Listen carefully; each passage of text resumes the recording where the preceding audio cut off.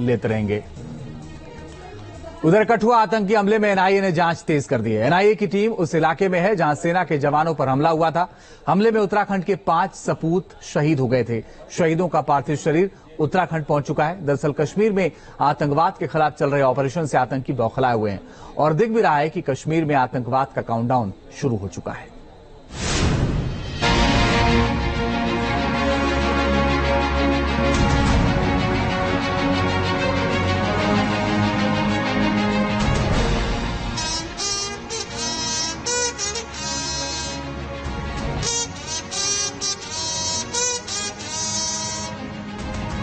बलिदान बहुत बड़ा है, बदला लेकर रहना है।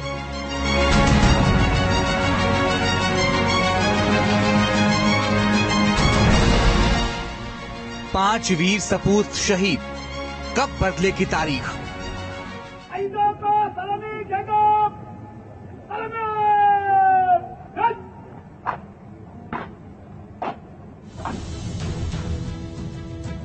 देश की हिफाजत में अपनी जान न्यौछावर करने वाले 5 जवान अमर बलिदानी हो गए हैं। जम्मू के कठुआ में आतंकियों के कायराना हमले में जवानों ने शहादत दी है।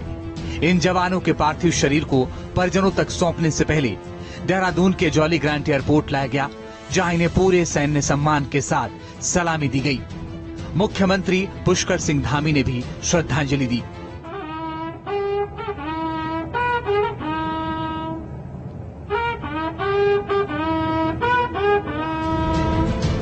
सभी जवान उत्तराखंड के रहने वाले थे। इनमें शहीद सूबेदार आनंद सिंह कांडाखाल रुद्रप्रयाग के राष्ट्र रक्षक थे। हवलदार कमल सिंह ने लैंसडाउन पौड़ी गढ़वाल की मिट्टी से देश प्रेम का जज्बा हासिल किया था। राइफलमैन अनुज नेगी भी पौड़ी गढ़वाल के सच्चे सपूत थे। राइफलमैन आदर्श नेगी टिहरी गढ़वाल की वीरता का प्रतीक थे और नायक विनोद सिंह भी टिहरी गढ़वाल के आदर्श नायक थे। ये खुला रहस्य है कि पीठ पीछे हमला करना पाकिस्तान परस्त आतंकियों की फितरत है। आतंकियों ने एक बार फिर वही हरकत की है, लेकिन देश अब नम आंखों से इस शहादत के खिलाफ बदले की मांग कर रहा है। पाकिस्तान, पाकिस्तान, हमारे फौजी अमर रहे, हमारे फौजी अमर रहे। आतंकियों को उनके पनाहगाह से दबोचने के लिए एनआईए ने पुख्ता सर्च ऑपरेशन लॉन्च कर दिया है। एनआईए की टीम कठुआ के बडनोटा के उस इलाके में आतंकियों की सुराग तलाश रही है, जहां सोमवार को हमले को अंजाम दिया गया था। दरअसल सोमवार को कठुआ मुख्यालय से करीब 110 किलोमीटर दूर मचेड़ी किंडली मल्हार रोड पर आतंकियों ने सेना की गाड़ी पर हमला किया था। जवान बडनोटा इलाके में पेट्रोलिंग पर थे। बताया जा रहा है कि रास्ता कच्चा था, जिसकी वजह से गाड़ी की रफ्तार धीमी हो गई थी। आतंकियों ने मौका देखते ही पहले तो ग्रेनेड फेंका और फिर स्नाइपर गन से फायरिंग कर दी, जिसमें 5 जवान शहीद हो गए। जम्मू कश्मीर से आर्टिकल 370 के खत्म होने के बाद से भारतीय सेना के सामने आतंकियों को सांप सूंघ रहा है। इसलिए बौखलाए आतंकी कई तरीके से साजिश रचकर अपनी मौजूदगी जताने की फिराक में हैं। आतंकियों ने सेना के काफिले पर पिछले 2 महीने में तीसरा और 3 दिन के दौरान दूसरा बड़ा हमला किया है। इससे पहले 7 जुलाई को राजौरी के मंजाकोट में आर्मी कैंप पर हमला किया गया था। उस हमले में एक जवान को गोली लगी थी, जबकि 4 मई को पुंछ में एयरफोर्स के काफिले पर हुए हमले में कारपोरल विक्की पहाड़े शहीद हो गए थे और 4 जवान घायल हुए थे।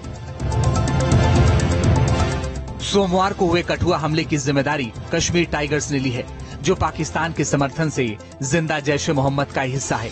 एक्सपर्ट मानते हैं कि आतंकियों का एक गुट कश्मीर से भागकर पीर पंजाल की पहाड़ियों में छिपा हुआ है और पैसे के लालच में लोकल गाइड्स इन आतंकियों की मदद कर रहे हैं।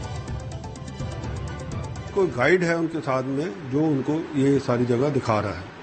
ये जो गाइड्स हैं, ये ओवरग्राउंड अंडरग्राउंड वर्कर जो हैं, इनके लिए पुलिस लगी हुई है और पुलिस इसके पीछे कि भाई इनको अनकवर किया जाए, क्योंकि जब तक ये नेक्सस नहीं टूटेगा ये गाइड्स का और इसका, ये तब तक ये जो है कार्रवाई चलती रहेगी। कुछ ऐसे गाइड्स हैं जो देशद्रोही हैं, जो उनके लिए पैसे के लिए काम कर रहे हैं और जो आईएसआई के कहने पे चल रहे हैं। तो पुलिस जो है लगी हुई है, उसके अंदर सीआईडी वेरिफिकेशन का सारे सबकी कर रही है, और जल्द ही ये जो ओवरग्राउंड अंडरग्राउंड वर्कर्स जिनका नेक्सस है यहाँ पे ये जम्मू प्रोविंस के अंदर, चाहे वो कठुआ है, राजौरी है, पुंछ है, वो भी आप देखेंगे जल्द ही उनको अनकवर करके उनको धरपकड़ कर लेंगे। जम्मू हो या फिर कश्मीर का इलाका, आतंकियों के चंद दिन ही बचे हैं। इन आतंकियों के पूरे सफाई के दिन करीब आ चुके हैं। देश भी जल्द से जल्द अपने वीर सपूतों की एक एक शहादत का बदला लेना चाहता है। Team news nation. अब बात प्रधानमंत्री मोदी और राष्ट्रपति पुतिन की मुलाकात की। यूक्रेन जंग पर पीएम मोदी ने शिखर वार्ता